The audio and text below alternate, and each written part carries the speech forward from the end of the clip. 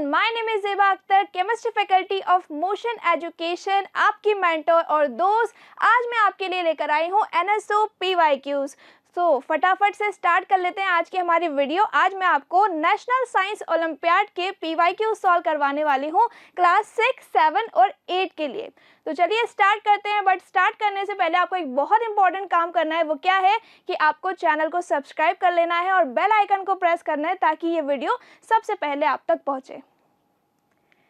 चलिए स्टार्ट करते हैं। तो हमारा फर्स्ट क्वेश्चन है, read the given statement and select the correct option. तो यहाँ पे आपको 4 ऑप्शंस दिए गए हैं, बट उससे पहले हमें स्टेटमेंट्स रीड करने हैं।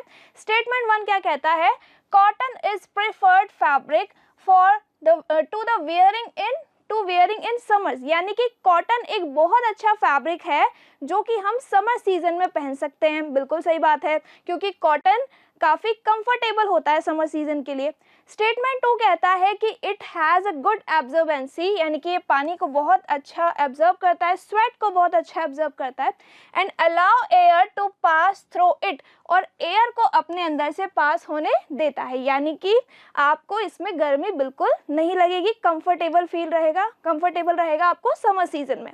अब ऑप्शंस देख लेते हैं, क्योंकि स्टेटमेंट्स तो हमें पता चल चुके हैं कि दोनों ही स्टेटमेंट्स कैसे हैं, ट्रू है। ऑप्शन ए कहता है both statement 1 and 2 are true. Yes, दोनों स्टेटमेंट्स ट्रू हैं। Statement 2 is the correct explanation of 1। Yes, statement 2 यहाँ पे फर्स्ट स्टेटमेंट को बिल्कुल करेक्ट कर रहा है, करेक्टली रिप्रेजेंट कर रहा है, एक्सप्लेन कर रहा है, तो इसलिए यहाँ पे फर्स्ट आंसर आ जाएगा। Option A is the correct answer. Okay, next question देखते हैं। नेक्स्ट क्वेश्चन क्या कहता है? Kartik perform the following experiment. Kartik ने यहाँ पे एक्सपेरिमेंट किया है। उसने क्या किया है? By taking few solution. अब उसने यहाँ पे टेस्ट ट्यूब ली है और टेस्ट ट्यूब में उसने कुछ एक सॉल्यूशन लिया है, phenolphthalein indicator and phenolphthalein indicator, यानी कि जो सॉल्यूशन लिया था उसने उसमें क्या ऐड कर दिया? फिनोफ्थलीन इंडिकेटर को ऐड कर दिया। ठीक है, आइडेंटिफाई PQR। अब आपको PQR आइडेंटिफाई करना है इन हिज एक्सपेरिमेंट, उसके एक्सपेरिमेंट में, राइट। तो कार्तिक ने क्या किया कि एक टेस्ट ट्यूब ली है उसने, उस टेस्ट ट्यूब में उसने कोई एक ऐसा सॉल्यूशन रखा है जिसमें उसने क्या ऐड किया है? फिनोफ्थलीन इंडिकेटर को ऐड किया है। और हम क्या जानते हैं कि अगर मैं बात करूं यहाँ पे फिनोफ्थलीन इंडिकेटर के बारे में,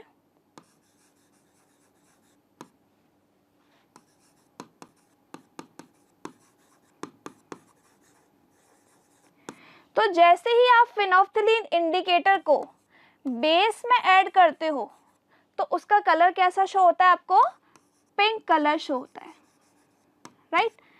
जैसे ही आप फिनोफ्थलीन इंडिकेटर को बेसिक सॉल्यूशन में ऐड करते हैं तो उसका कलर हमें पिंक शो होता है, जबकि अगर हम सेम इंडिकेटर को किसी एसिडिक सब्सटेंस या फिर न्यूट्रल सब्सटेंस में ऐड करते हैं तो हमें कोई कलर नहीं मिलता, यानी कि एसिडिक और न्यूट्रल में कलरलेस रहता है, राइट।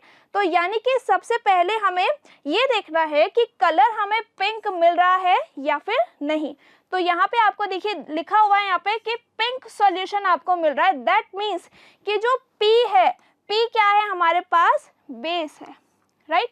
अब बेस तो आपको B, C और D ऑप्शन में दिया हुआ है, इसका मतलब कि ऑप्शन ए तो बिल्कुल गलत है, ऑप्शन ए यहाँ पे एलिमिनेट हो गया, राइट। अब आगे बढ़ते हैं। अब उसने क्या किया? ये जो सॉल्यूशन था ये तो बेसिक था, राइट। कैसे सॉल्यूशन था? यहाँ पे बेसिक सॉल्यूशन था जो कि पिंक कलर का शो हुआ था जब हमने फिनोफ्थलीन को ऐड किया था। अब हमने यहाँ पे Q को ऐड कर दिया, एक Q सब्सटेंस को ऐड कर दिया, जिससे अब उसका कलर कैसा हो गया? कलर लेस हो गया, राइट। तो Q ऐसा कौन सा कलर होगा कि उसका कलर चेंज हो जाए? तो जब हम बेस में ऐड करेंगे एसिड को तो क्या होगा? न्यूट्रलाइजेशन रिएक्शन हो जाएगी, सॉल्ट बन जाएगा और वाटर बन जाएगा, राइट। सॉल्ट बन जाएगा और वाटर बन जाएगा। तो यहाँ पे सॉल्ट बनने की वजह से उसका जो कलर है वो कलरलेस हो जाएगा। बट क्या ऐड करने पर सॉल्ट बना है? एसिड ऐड करने पर सॉल्ट बना है, राइट। तो यहाँ पे कलरलेस सॉल्यूशन हमें कब मिला? जब हमने बेस में एसिड ऐड कर दिया तो न्यूट्रलाइजेशन रिएक्शन अकर हो गई, राइट। अब यहाँ पे देखिए नेक्स्ट वाली जो टेस्ट ट्यूब है, ऐड आर, आर सब्सटेंस को ऐड करने पर फिर से क्या हुआ, फिर से उसका कलर पिंक हो गया। तो दैट मीन्स कि हमने फिर से उसमें बेस मिला दिया और वो सॉल्यूशन जो है वो न्यूट्रल से अब वापस से कैसा बन गया, बेसिक बन गया। तो यहाँ पे करेक्ट आंसर हो जाएगा option B. Option B is the right answer. Okay, चलो बहुत मजा आया आपको ये क्वेश्चन करने में। आई होप आपको ये क्वेश्चन बहुत अच्छा लगा होगा, बहुत ही शानदार पीवाईक्यू था। नेक्स्ट पीवाईक्यू सॉल्व करते हैं। नेक्स्ट पीवाईक्यू क्या है, observe the given reaction sequence carefully. अब यहाँ पे जो आपको सीक्वेंस दिया हुआ है केमिकल रिएक्शन का, उसको आपको बहुत ध्यान से समझना है, ध्यान से देखना है। पहला जो यहाँ पे कंपाउंड आपको दिया गया है उसका फॉर्मूला आपको नहीं दिया गया है, इसलिए आपको फॉर्मूला लर्न कर लेना चाहिए इसका। चलिए मैं आपको इसका फॉर्मूला बताती हूँ। Acetic acid, acetic acid vinegar में प्रेजेंट होता है और उसका फॉर्मूला होता है CH3COOH। तो ये है हमारा एसिटिक एसिड। अब एसिटिक एसिड को किस में ऐड किया गया है, सोडियम हाइड्रोजन कार्बोनेट में ऐड किया गया है। और हम जानते हैं कि सोडियम हाइड्रोजन कार्बोनेट का फॉर्मूला क्या होता है, NaHCO3 होता है, राइट। तो जब भी हम मेटल हाइड्रोजन कार्बोनेट की रिएक्शन किसी एसिड से कराते हैं तो हमेशा 3 प्रोडक्ट्स मिलते हैं हमें। कौन कौन से, salt, water and carbon dioxide gas. तो यहाँ पे भी हमें वही मिल रहा है, सोडियम एसीटेट सॉल्ट है, वाटर H2O है एंड फर्स्ट यहाँ पे क्या मिलेगा हमें, कार्बन डाइऑक्साइड गैस मिल जाएगी। ठीक है, तो यहाँ पे हमारे पास जब हमने ये रिएक्शन प्रोसीड करवाई है तो यहाँ पे क्या आ जाएगा, एरो आ जाएगा और प्रोडक्ट हमारे पास क्या बन जाएगा यहाँ पे। तो मैं यहाँ पे लिख देती हूँ प्रोडक्ट CH3COONA। तो ये तो बन जाएगा सोडियम एसीटेट प्लस यहाँ पे बन जाएगा H2O वाटर प्लस यहाँ पे CO2 कार्बन डाइऑक्साइड गैस बनेगी जिसको हम फर्स्ट कह रहे हैं। ठीक है, तो यहाँ पे फर्स्ट तो हमें मिल गया CO2। आगे बढ़ते हैं। अब इसी फर्स्ट की रिएक्शन हमें करानी है कैल्शियम हाइड्रोक्साइड के साथ जिसको हम वाइट वॉशिंग भी कहते हैं।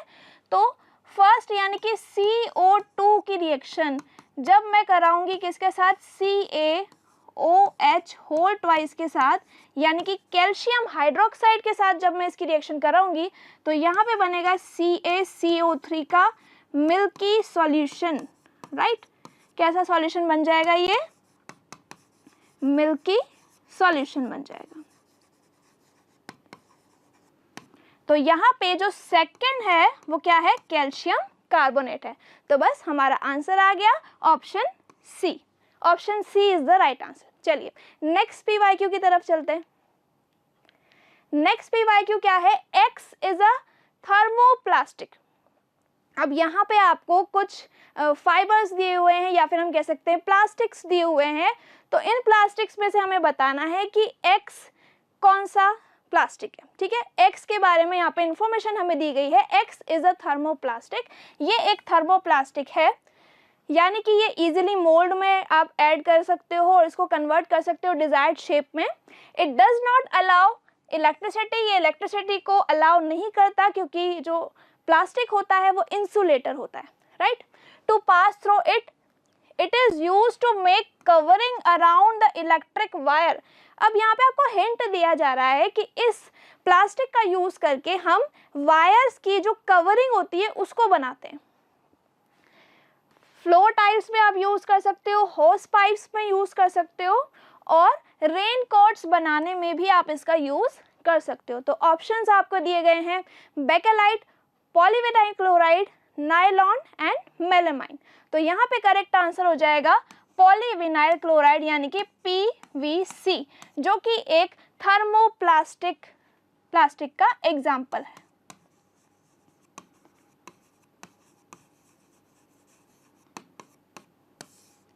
राइट, और नायलॉन जो है वो यहाँ पे इसका करेक्ट आंसर नहीं है क्योंकि यहाँ पे बात हो रही थी कि जो इलेक्ट्रिकल वायर्स होते हैं उस पे किसकी कवरिंग होती है, तो उस पे होती है PYC यानी कि पॉलीविनाइल क्लोराइड की कवरिंग।